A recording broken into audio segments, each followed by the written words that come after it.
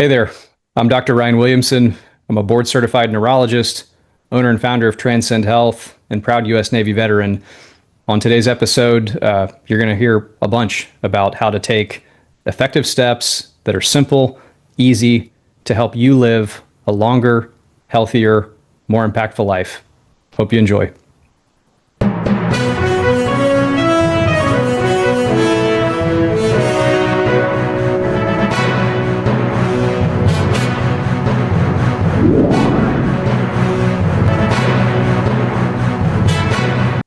Welcome to yet another exciting episode of the Online Prosperity Show, where we dive deep into real life challenges that keep professionals and entrepreneurs up at night. I'm your host, Prosper Taruvinga, and in today's episode, I think this is going to be one of those high impact conversations that will empower you to solve your biggest problems. Now, Dr. Ryan, how are you doing today? Wonderful. How are you, Prosper? I am doing fantastic. Now, for those that are tuning in for the very first time, Dr. Ryan Williamson of Transcend Health is a board-certified neurologist, U.S. Navy veteran, founder, and future author. Congratulations, my man. I can't wait to get my hands on that book right there. And he's on a mission to help people understand their brains and bodies so they can live longer, healthier, and have more impactful lives. And if you've ever wondered how to maybe stop treating sickness and start building resilience, I think this is an episode that you need to tune into. Now, Ryan, I could go on and talk about things, but first things first, thank you for your service. Thank you, Prosper. That's an honor. Absolutely. Now, you're a motorsport enthusiast, and I think you've also been to a dozen Rammstein grade sort of concerts and things of that nature, from what I hear. Tell me, is there, any correlation to, motorsports and the brain? Absolutely. What a fun place to start. I think one thing that attracts me to motorsports, outside of my grandfather, which you and I were just chatting about offline, because there's a bit of a legacy component there, is the performance aspect. And, most people don't know this. They think that, racing drivers just kind of drive around in circles and it's sort of a boring thing to the non-fan. But it's a very high performance, high impact, high stakes environment where you have to be mentally and physically very fit to do that job. And in particular, the type of racing that my grandfather did was called endurance racing. So he literally this car would run for 24 hours at a time. And obviously the drivers change. We can't sustain performance that long. And even the stints that they would run for 4 or 6 hours at a time is very taxing on the body. But you've got to perform at a high level. And there are a lot of parallels in life, I think, to this level of performance that we all require. And our brains and our bodies work in a very specific manner. And if we don't understand how all of that works together and what that interplay is like, we're really setting ourselves up for failure. So I think there are a ton of parallels to go into as far as what's the training like and how do you prepare your mind to your body for something like that, whether it's getting in a car or just for showing up to the office. But lots to go over there. Absolutely. And thank you so much for opening us up with that, because I've also heard that, especially when you're racing, wherever you look, that's where the car goes. Is that? Yes. Right. That's one of the hardest things to learn, and it takes a long time. Yeah, the part of the way your brain looks. Well, let me back up. Your brain receives about 11 million bits of information every second, which is an overwhelming amount of information. Now you can only hold. Yeah, it's impressive. 10 million bits of that comes in through your visual system, so through your eyes. And so your eyes really do craft the majority of your conscious perception and your reality. And, when we don't really think about this, when we're going 20, 30 miles an hour, or do y'all use miles an hour or is it kph down there? Probably kph, right? Yes, we do kilometers per hour, yeah. Yeah, so 40 kilometers an hour, something like that, right? Kind of a relatively low speed. You don't really think about these things, but when you're going, 200, 220 kph, something like this, which is very fast on a course, if you're not looking downrange and you're not anticipating what's next, you're on the wall, or you've missed your turn or your braking zone, and boom, you're in a wreck. And I think that the metaphor to life is that if we're not anticipating where are we going and what are we doing with our health, with our brain, with our body, things are breaking down, or we're missing opportunities to correct course and to get where we want to be. And a lot of these things are silent, which kind of scares me. I mean, we don't have a gauge, like an RPM or a gas gauge for some of these molecular changes that happen every day throughout our bodies. And if we're not intentional about what we do with our bodies, this opportunity cost adds up, and it shows up as memory loss, or maybe brain fog, or cognitive slowing, poor sleep, and then one day you get the big diagnosis like Alzheimer's or a stroke or something terrible like that. And I just want your audience to know that, based on the literature, somewhere between 70 to 90% of all chronic disease is avoidable, and it's really avoidable through lifestyle.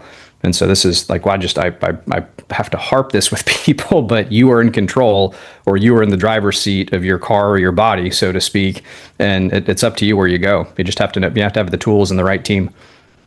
Absolutely. Now, when you're driving a car, obviously I've never really driven those, race cars and stuff, but the one that I drive has this little finicky button, or light that comes up and it says check engine. I think they should just change that to say this stuff is going to cost you, because every time that thing goes up and you take it to the mechanic, it's just either total and you're going to have to empty your wallet and things of that nature. I wish human beings had something like that. Yes, I couldn't agree more. And funny enough, my wife and I just did our quarterly labs yesterday. So I get my blood drawn about once every 3 months to maintain that, my checking the dipstick or whatever you want to call it. Because you're right, we don't wake up with a gauge that tells us when our vitamin D levels aren't optimal, or our red blood cell count's low, or our kidney function's off, or whatever. So there's a whole spectrum of just tests that we should be doing, or at least thinking about, that at least in the US are relatively low cost. I don't know in Australia if this is cash pay or what the insurance system's like. So that may be a little different, but there should be services like this available where people can check this on a regular basis, just to make sure that they're not missing something. Because again, this all gets back to prevention. I mean, younger people tend to have to worry about these things less. And when I say these things, I mean kind of the scary diagnoses like cancer or something like that, or tumors growing somewhere.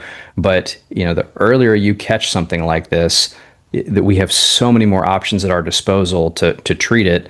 Versus, I can't tell you how many times I've seen this in the hospital, but somebody shows up with back pain or abdominal pain, which is a very vague symptom, and they go through a workup, and before you know it, they've got some terrible stage 4 cancer. It's everywhere. It's in their brain or their lungs, and they've got 6 weeks to live. And that's a tragedy, because the opportunity cost is all, the life, the time with families, the hopes, dreams, visions of people that they could just live and have, had they known sooner to just, have it taken out with maybe a quick surgery, or, a little bit of treatment or something like that. So really, we have to be proactive about these things. Absolutely. Obviously, we started off with exactly what it is that you're doing now and things of that nature, but let's zoom out a little bit and maybe track back, just so we can build a bit of context as to, who Ryan Williamson is and why anybody should actually be paying attention to this. So, before Transcend Health, what was life like? Yeah, well, if we take it all the way back, and this is in the introduction to my book, The Incredible Brain, which will be out September 9th.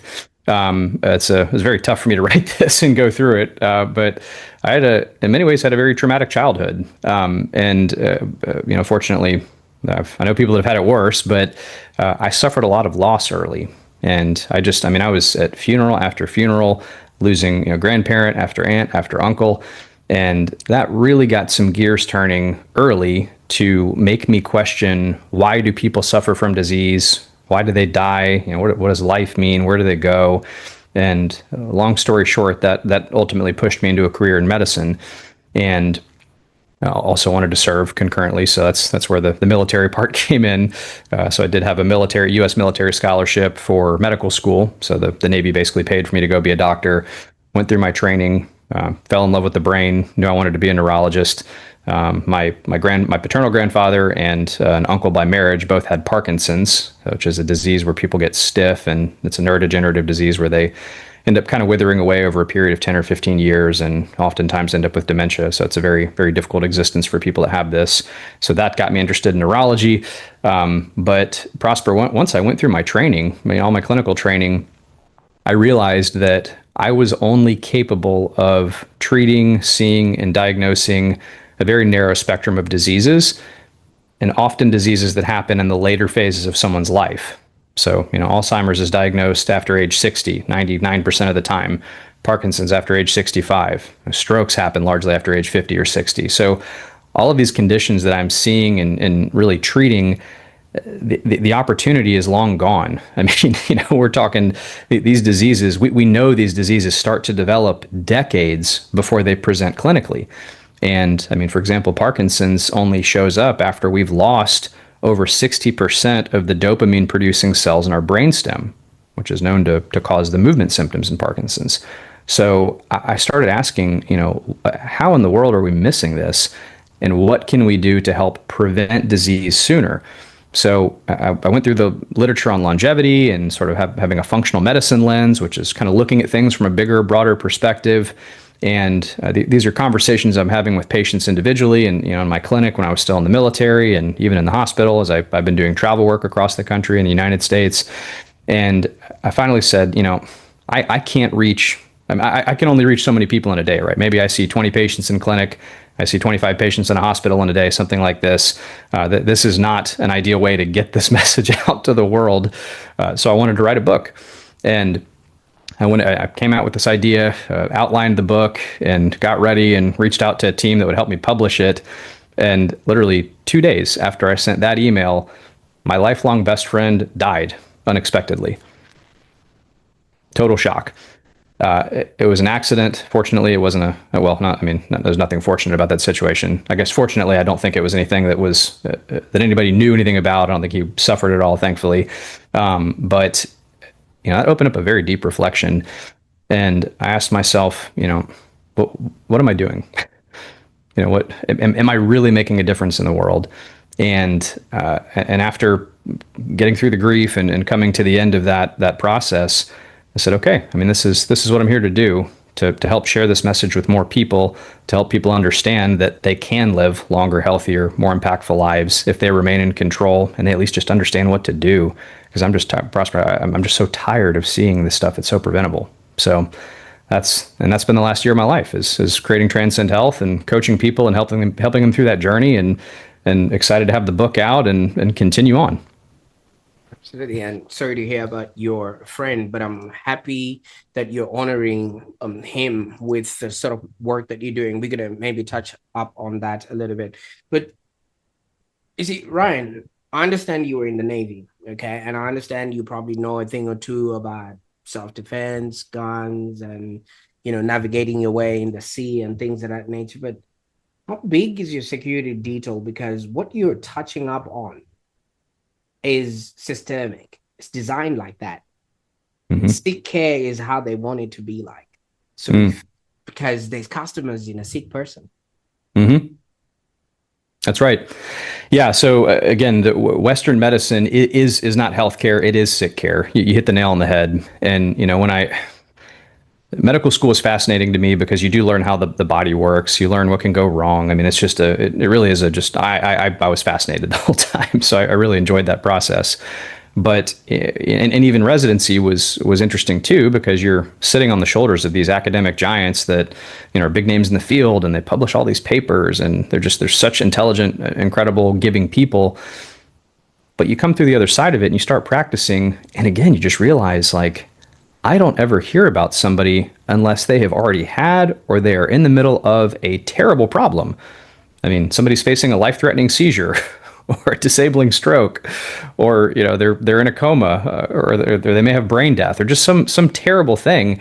And these are sick people that we have there's a whole system built upon keeping people sick and prescribing drugs that cost a lot of money, and a pharmaceutical industry, at least in our country, that backs this and even backs the training of doctors. And the incentive of the payer to provider is misaligned, in my opinion. I mean, there's no, at least in the United States, there's no effective reimbursement code for prevention.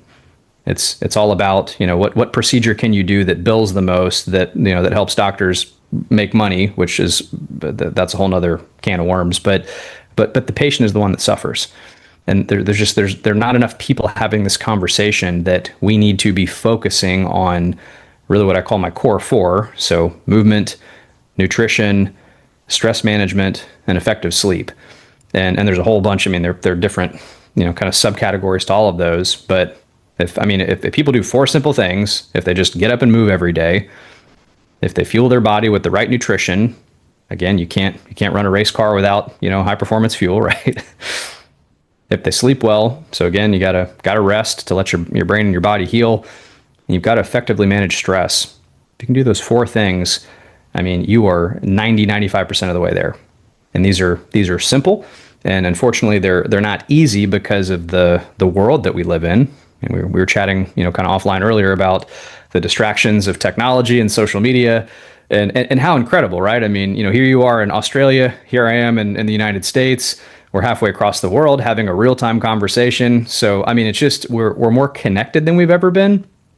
Yet in other ways, we're more disconnected because of just the constant barrage of information that our brains are trying to make sense of.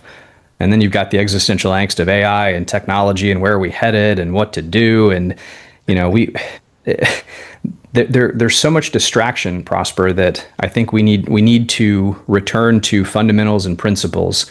And if we understand, if that's our foundation, right? If we can rest on these pillars and understand how our brains and our bodies work, it doesn't matter what's coming next, because you can optimize your functioning for whatever the world is ahead.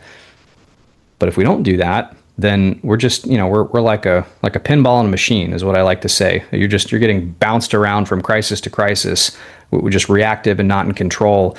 And that's no way to live life. And unfortunately, that's what I see with most people that end up in my world. They're just so stressed and so unsure where to go. And we've got to be able to hit that reset button. And it's absolutely possible. I mean, you can rewire your brain to retake control. It just takes education, direction, a compass heading, North Stars, as you said earlier. And that's it. So, you see, what you touch upon is something that so many people are going through every single day. I mean, fish don't see the water that they swim in. You see, when yes. you were sending your information to the podcast, we asked for your address. Right now, I can send a coffee to your house just from the touch of the phone, right? And I don't even need to move anything or even boil the water for you to get that coffee. Now, you can imagine all the other creature comforts that have been made available. You can watch a whole series, plus commercials in 35 minutes. You just binge watch it on Netflix and you already know what's happening in everything else.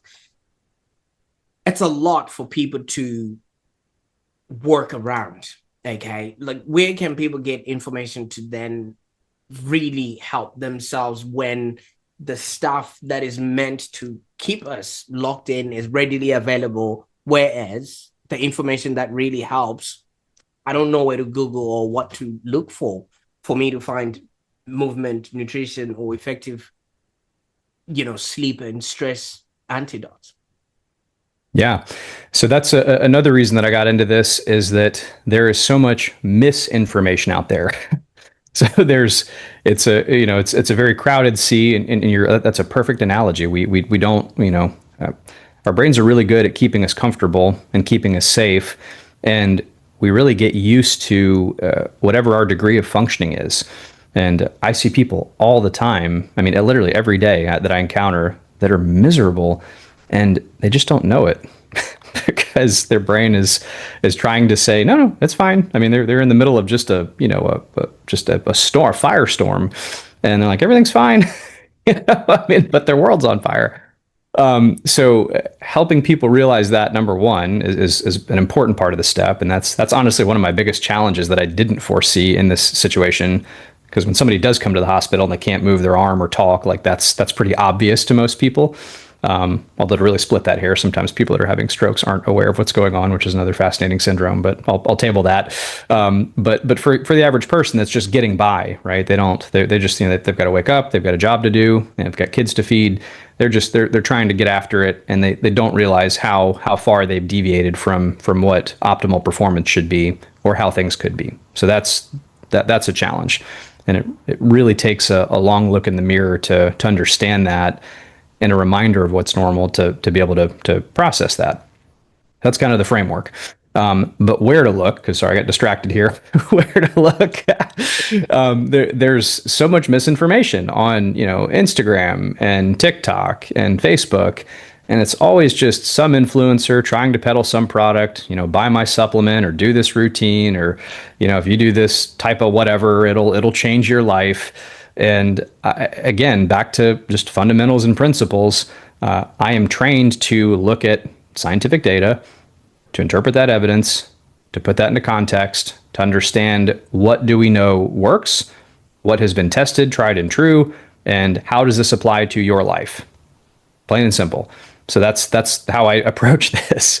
And when I go through this with people, again, back to that core four, that's all evidence based, or that's data driven. There's some really exciting directions that the research is headed, and we may be to a point in another 5, 10, or however many years where there may be a pill or an injection or something available that could mimic a lot of this, but we're not there yet. And we know what works, we know what has worked, and will continue to work based on, again, how our brains and bodies are designed.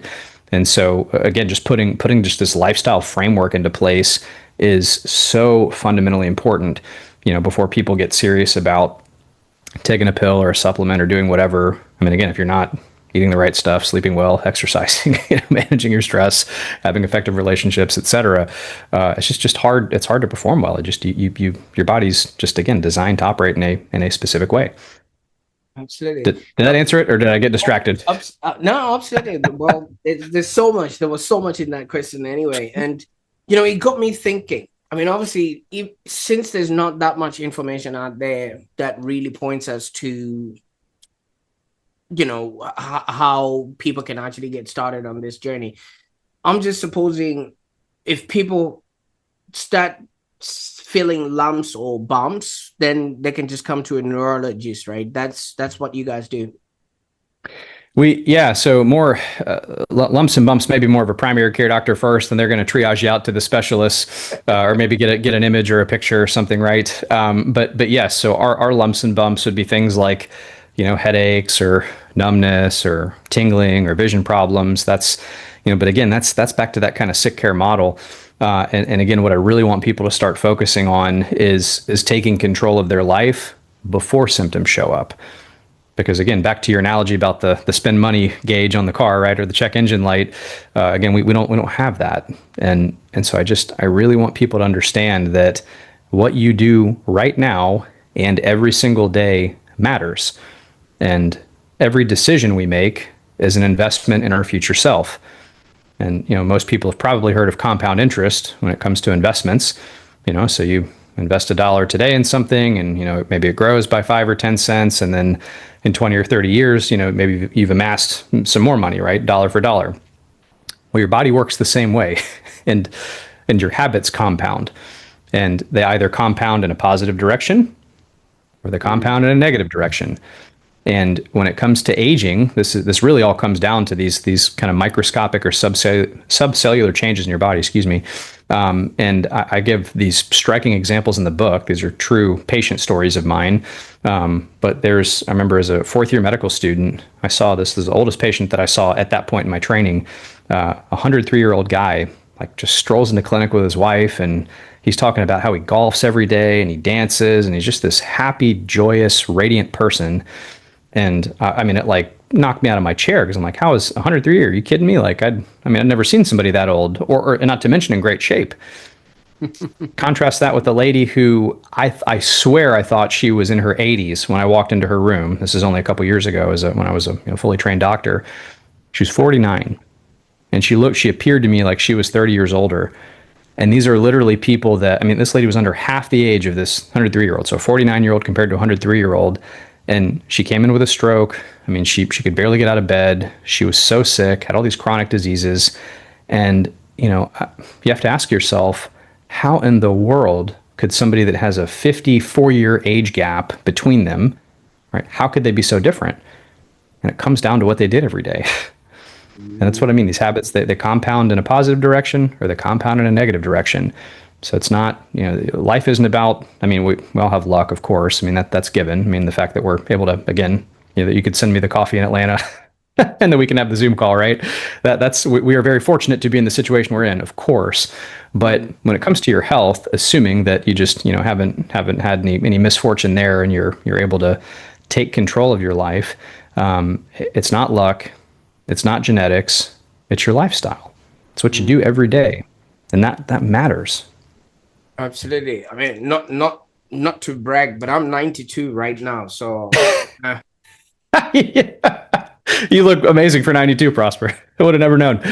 thank you. Yeah, it's been a lot of work. But you did mention habits and things like that, Ryan. What is maybe like a quick, maybe 2-minute daily habit that somebody can start incorporating into their life, you know, immediately, you know, so they can start embodying that whole Transcend Health, you know, way of being? Yeah, that's funny you mentioned 2 minutes because there's actually one that literally takes 2. Well, there are two that take 2 minutes, but we'll start with one that's a movement-based activity, and that's something called exercise snacks. So people think that, you know, to go exercise, I've got to buy all this equipment or join a gym or do whatever. Totally not true. If you, for 2 minutes a day, if you do what are called air squats, so if you just kind of do squats in place, you know, to kind of get your breathing and your heart rate up, or maybe push-ups or jumping jacks or like high knees in place, so, you know, kind of run in place with, get your knees up, that kind of thing. If you do that for 2 minutes, right, just 3 times a day, so 2 minutes in the morning, 2 minutes midday, 2 minutes in the afternoon.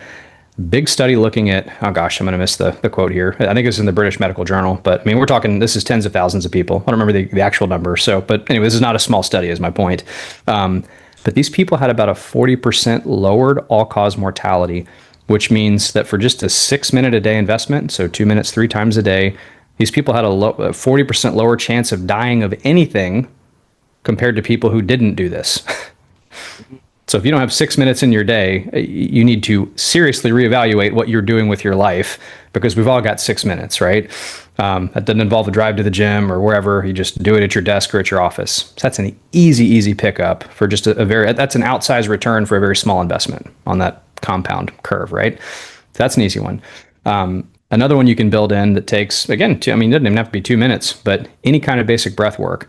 So taking a long, slow inhale through the nose, you know, for maybe a 4 count or 6 count, holding it for 4 seconds, and then letting it all out through the mouth for 6 seconds. Doing that for, I mean, you could do it twice, you'll feel better, I assure you, but 2 minutes, 5 minutes, 10 minutes, doesn't matter. That knocks people out of that stressed state, and it engages. So your stress mode is we call your sympathetic nervous system that drives this, the fight or flight mode, where, you know, you want to go fight the tiger or run away from the bear or whatever, that kind of thing. That gets people out of that state and into a more calm, relaxed, we call the rest digest state, and your parasympathetic nervous system is turned on. So not only does that help people feel better in the moment, so if you're feeling stressed, you're feeling overwhelmed, that calms people down and allows them to focus, but this is a trainable phenomenon. And so the more you do this, the more you elevate control and even the thickness of a region of your brain called your prefrontal cortex, which is the spot right behind your forehead right here. And this is like the CEO of your brain. So this is responsible for all of our higher order functions, you know, our executive thinking, our working memory, emotional regulation, all of it. And when we're in the pinball in the machine mode, when we're reacting and we're stressed and all of that, right, that thing is knocked offline. We are not in control. And breath work increases control over the prefrontal cortex, not just in the moment, but it rewires your brain. And it actually causes connections to change in your brain that thicken that prefrontal cortex, that make the connections between the neurons more robust, and over time makes it more likely that you stay or enter that state and stay out of the reactive stress state the more you do it. So again, for a 2-minute investment, 5-minute investment every day to work on that breath work, you're going to feel better in the moment. You're going to perform better. And over time, your brain is actually going to rewire itself around this to keep you in better control. Stack that on with your movement, your exercise snacks. Now you're building positive habits. And Prosper, once people start doing this, once people start building these habits in, which, by the way, doesn't have to take that long. I mean, once people feel better, go, man, moved a little bit, feel pretty good. For that matter, I mean, it's early here. I was actually thinking about my morning routine to get ready for this, to kind of activate myself. What did I do? Well, I mean, I did have a little bit of coffee after I woke up, so that helped stimulate me some. I've got some lights in my studio, but I have a dedicated bright light that mimics the sun when I wake up when it's dark. So that actually, light is very important for the brain. I'm getting off on a tangent here. I'm just trying to prove a point. That's all right. But light helps activate my brain. And then I actually did a bunch of push-ups and air squats, because when you activate big muscles, there's a series of events that happens that actually elevates a neurotransmitter in your brain called norepinephrine. And that projects to multiple brain areas, including that prefrontal cortex. And it actually activates your focus, your alertness, your ability to dial in and stay online and stay sharp. And again, over time, rewires those connections to help keep you sharper. So my point is, these are things you can do in the moment that help you improve your performance, number one, but number two, long-term help with your health and help with your brain reshaping itself over time. So pretty cool. And those are easy investments. Well, I think those are easy investments, because from what you're saying, I was trying to calculate as you were going. I was still holding on to my calculator. Whatever you mentioned, it's either free, or you can do it without having to pay or leave your actual home. Now, instinct will tell you that that's the best course of action.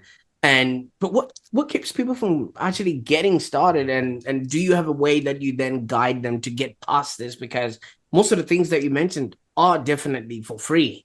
Maybe that light that you mentioned might cost a beat on Amazon, but the rest of the things, breathing, jumping, and all the other things, are free. You nailed it. This gets back to fish not being able to see the water. So I think most people just don't know, A, that this is an option, B, how impactful these options are, and C, that it's available to them, or what it could do for their life. Because again, everybody, this is my observation, but everybody seems to be in survival mode right now. They're just trying to get by. They're trying to wake up, get to work, go make a paycheck so they can, take care of their family, their kids. At least in our country, our government prints money like crazy, so inflation's out of control. So the harder people work, the less our dollar's worth. So there's a whole other conversation around financial health that we could have, and how to get past that to invest in your future. But again, there's so much distraction that it's really easy to miss the basics. And again, that's why I really want to encourage people to focus on these principles and make sure that that's a foundational core part of their life. Because if you got that taken care of, you have so much more resilience and so much more bandwidth to go tackle the day-to-day problems of life, number one. So it improves your performance in the moment, and it actually elevates your ability to go do more of the things you love and want. But it also will help you live a healthier and a longer life. We all, at least in our country, we think a lot about lifespan. And I don't know if this is an Australia issue, but in the United States, we keep people alive at all costs. And this is part of my job in the hospital, unfortunately, is to tell people, hey, I think dad's probably not going to wake up, which is a terrible conversation to have. But people struggle with this idea of letting people go in our culture. And, we all want to live a long life, but I don't think any of us would want to live a long life if we couldn't do the things we love. And so maintaining our health over time, like you being a 92-year-old hosting a podcast, writing a book, and all of that, right? That's health span, right? So maintaining our function for as long as possible. But in all seriousness, I mean, if you made it, to 92 or 150 or pick a number, if you could do the things you wanted to do, Prosper, like, why not, right? I mean, if you could do all the things that you love, why not? And so being able to do this and maintaining this level of function is it's so important for people. I got distracted from the original question, but I anyway. think, yeah, you're absolutely right. You see, the thing is, you can't do well if you don't feel well. And I viscerally believe if you've got something to look forward to, like you are writing a book, right? You're creating all of this stuff. You'd obviously want to see it through. So definitely you're gonna want to make sure that the machine that you're gonna arrive in, or in the body you're gonna arrive in, is fit for purpose at that Yes. particular time. But Ryan, you were in the Navy. You obviously are coming from a very disciplined arena. You know what I mean? I listen to David Goggins and I'm just like, whoa, bro, I thought I was, and there's times where, his wife or his partner is just filming him and he's running in the thick of night and he's just doing it. And if she didn't film, nobody would see that he did it. And he just does it because it has to be done. Does it frustrate you when you come across civilians who just want to eat a burger, and just want to flick through TV? It's a good question. Well, so funny enough, and this, so Goggins was a Navy SEAL, right? So he was the elite of the elite in terms Right. of what our special forces operators are trained to do. Andy went through Ranger School and so on and so forth. I mean, the guy is just a machine. But does it frustrate me? In some way, it's not the people that frustrate me because it's no one's fault, right? It's the world that we're thrown into. And Right. a stat that most people probably don't know, and I don't know if I should be disclosing this on international podcasts or whatever, but the vast majority, so up to over 2/3 of our military, of the United States military, are overweight or obese.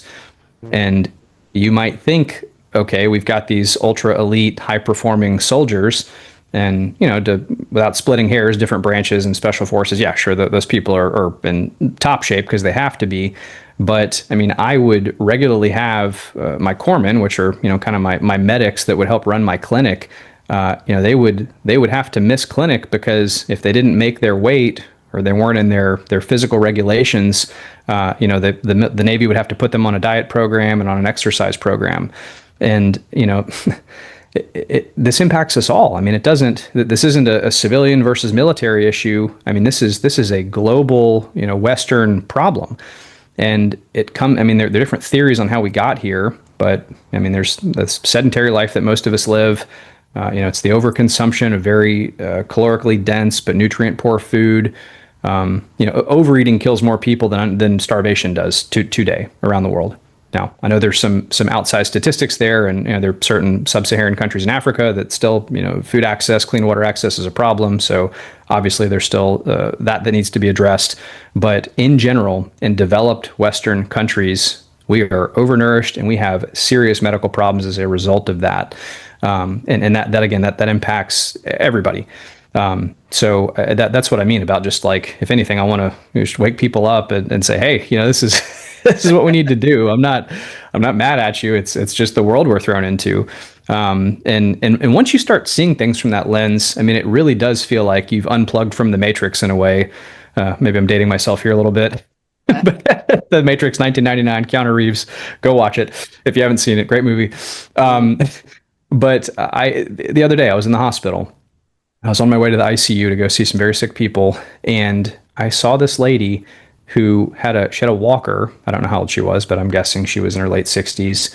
She could barely get around because she had to use the walker, and it was one of these walkers you could turn around and sit on it. So she's sitting on this thing, and she's in front of the vending machine. She's already got a soda that's got all this processed sugar and food, artificial dyes and coloring and all this stuff. And she's reaching up to try to put money in to get out chips or a cinnamon roll or whatever. And I just thought to myself, like, how sad is this? That this person is here seeing somebody who's probably dying or is critically ill because she's in the ICU, and she doesn't know enough about how to just take basic care of herself, that she's already so disabled at her age that she can barely get around on a walker, and she's addicted to this processed garbage that's only further exacerbating the problem. And this is a crisis. I mean, we are not headed in a positive direction unless we fix this and again, just hop in the driver's seat and take control of that race car again. Because if we don't, like I can tell you the end destination. I see it every day. Oh, I can say that. But Ryan, if you're gonna be in a race car, please don't take me along, because have you ever seen that guy who shows the driver the map? I'll be like, hey, do you want to pass the drive through or something like that? I'll just be distracting the guy. But now that you've obviously mentioned that this actually works on real humans, it's not just, people that have gone through Navy training and things like that. You've actually brought thousands from stuck to strong. Do you have, maybe, obviously without mentioning names or defining, identifying parts, like you've already given, state secrets. Now we know about the American Army now. Can you maybe give us a quick, maybe, client story that's, just really touched you, or that shows you that there is a bit of hope in all of this that we're doing?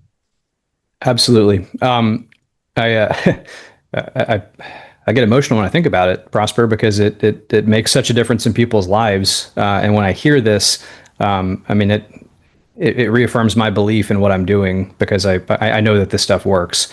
And when I can see people that, when I see the change in them and I see the shift and I see that their optimism about their future and their life and what they get to do, that, man, there's no better feeling. I assure you.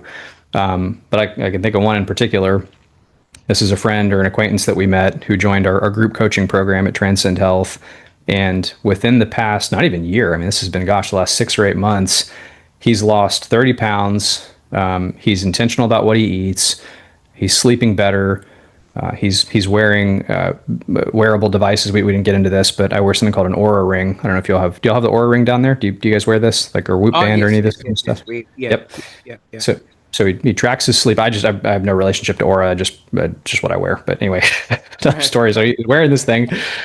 He's doing neurofeedback with another device. Again, I'm not promoting products here, but there's this little EEG device that goes on your head where people can connect to this app on the phone. And again, it's back to that prefrontal cortex rewiring. So he's exercising.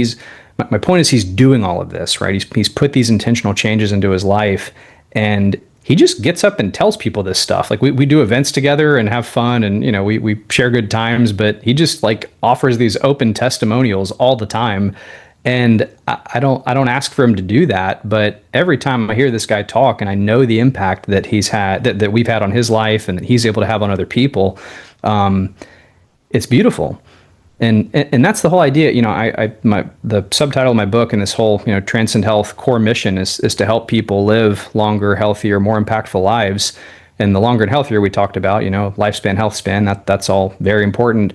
But the impact, Prosper, is this is really where this gets fun, because if I can change one person's life, right, and help and improve their health, they get to then go impact their community.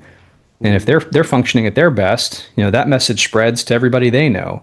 And if they can impact those people, I mean, it's this whole butterfly effect, or this, again, back to compounding, or even me having the opportunity to connect through Rigare, who connected us, and now I'm talking to you in Australia and your audience. I mean, that's what this is about. I mean, if we can change one person's life to just go be an advocate for better health and for better performance and people showing up for each other, just the world's a better place, and everybody's happier and more capable, and we can focus on the positive and just not all the negative stuff that we all deal with.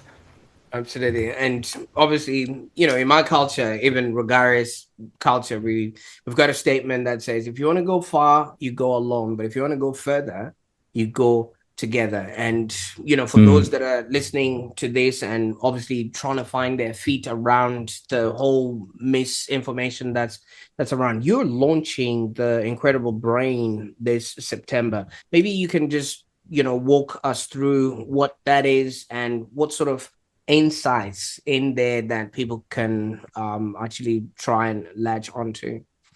Yeah. So The Incredible Brain will be my first book, so I'm very excited about it. And it's kind of a summary of what I've been telling my patients over the last handful of years about how to do all this and put this into practice. But I got distracted on this earlier. I couldn't think of what I wanted to say. And now I remember that you asked me about the book. But the book is broken into two parts, what we call the mechanisms and the interventions. But before that, chapter 1 is literally called Find Your Why. And the reason I start there is that you have to understand your purpose. What are you doing this all for? What do you want your legacy to be? What mark do you want to leave on the world? What's important to you? And what gets you up? What gets you out of bed every day? And that's really what when you asked the question earlier, what's stopping people from doing all of this? That really is at the crux of it. It's getting people to identify that purpose and their why and their mission, because that really is your North Star, and that helps you understand and grounds you in why do we do anything? Right? Why do we do podcasts? Why do we drive to work every day? Why does any of that matter? And that's worth spending some time on, because we can get excited and we can get motivated, or we can listen to David Goggins' video when he's running and telling you to get out there and do it, right? Yeah, we've all seen that, right? Or if you haven't, go look it up. Yeah, who's going to carry the boats? That's right. Yes. So that's motivation. But when it comes to discipline, because distractions are going to happen, because life happens, and it's easy to just sit back on the couch and pop open the bag of chips or whatever you like. When you've got your why and your purpose in focus, you go, oh, right, that's what I'm after. So that's how the book opens. That's where we start. And then I mentioned the mechanisms. So that's a lot of what we've talked about as far as how does your body work, what can go wrong, and hope for fixing it. And then part two are the interventions, and that's just putting in all these foundational principles that we've talked about, just walking people through that process. Absolutely. And I kind of feel like you're literally giving people back to themselves, because these are things that we already have. Some of them are for free, like all the things that you mentioned, the sleep, the movement, nutrition, all those activities, the breathing and things of that nature. So yeah, I can't wait to get my hands on this, especially the book. And if somebody just wants to connect with you prior, or maybe get onto some waiting list or things like that, where can they go on the internet, Ryan? Yeah, please. So our website is transcendhealthgroup.com. Certainly can provide that for you, so that way we can link it. But that gets you to our website. There is a page for the book, so you can register for, just if you want to be notified when the book comes out, or grab a pre-sale or whatever. That's up, so we can do that. But if you want to join our group coaching program, that's an option too for people. That link is on there. And for people that want a more high-touch approach and they want to work one-on-one with me, that's an option as well. There's something for everybody in our ecosystem, and if all that is outside of the price point or somebody's means, I try to do as much free content as I can. I'm building out a few free courses that we're going to put on YouTube, so those will be available in the next month or so. I do Instagram, which again, those links are on the website. So it's at Transcend Health Group is our Instagram link, or at Dr. Ryan Williamson, Dr. Ryan Williamson is my personal. But so I try to do as much as I can. Free virtual meetups, we do one of those every couple months, or I just talk about a topic on Zoom. So there are ways to get involved at every level, depending on what people need.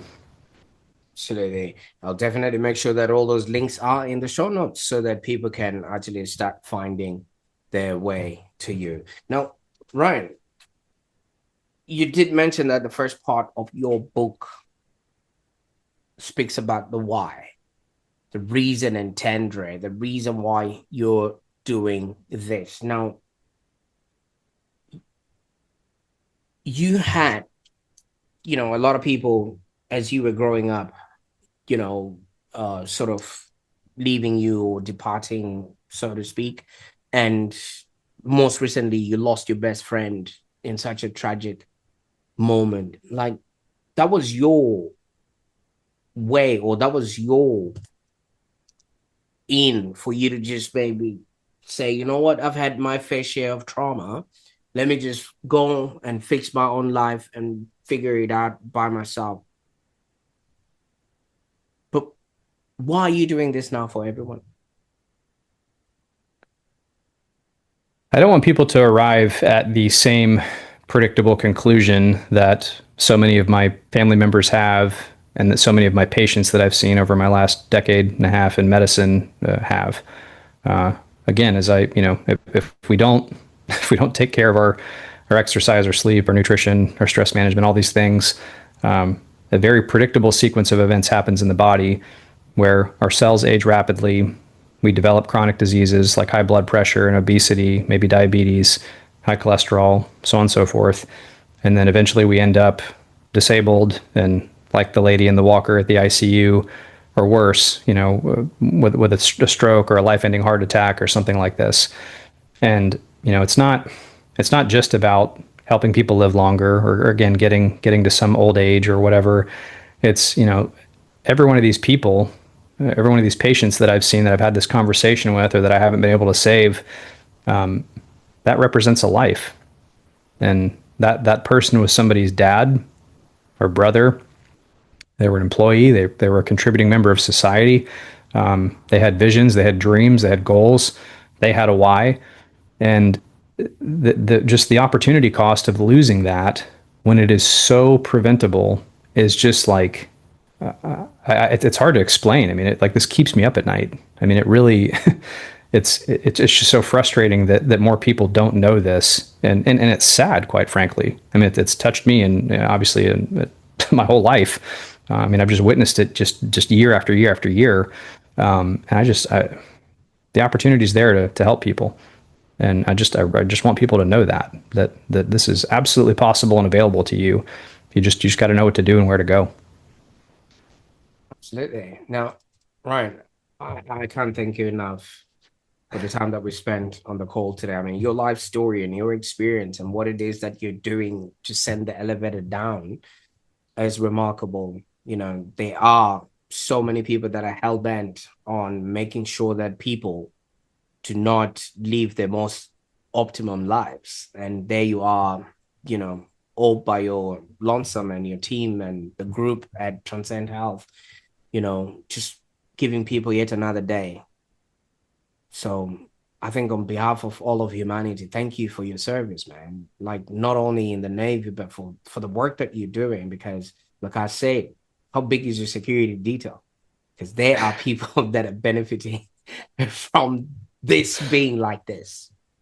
So Yeah. thank you, Well, man. thank you. No, thank you, Prosper. It really is an honor to be in the position to try to help to get this message out to the world. And I thank you for your platform and the opportunity. And I mean that. Absolutely.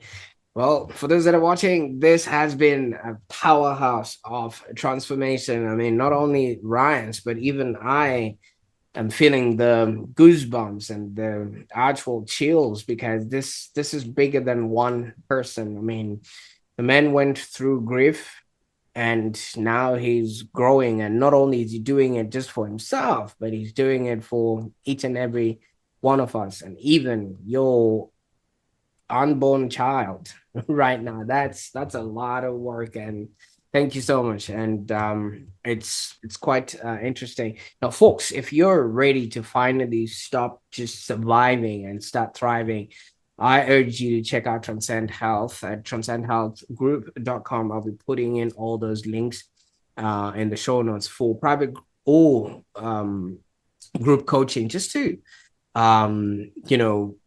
be, do, and have a happier existence. I mean, everything else that we are eating, are being exposed to, is just designed literally to take the life out of us. And I also want to encourage you to share this episode with somebody who needs a smarter path to health. We all know an auntie, a sister, a brother, a dad, a mom that might be skimping on sleep, exercise, or just eating whatever is within arm's length, because nobody has to wait until crisis to start healing, as Ryan has said. And if somebody has shared this with you, the next time you see them, give them a big hug. And be sure to subscribe to the Online Prosperity Show so you do not miss out on any of these, transformative conversations. And here in the next episode, we're going to be exploring ideas that will help you not just build on success, but a happier existence. Now, I can't thank Ryan enough for being on this show and our ghost introduction from Rugare. I'll be talking to him a little bit later on, but thank you all for being here. Thank you all for watching. Thank you all for listening.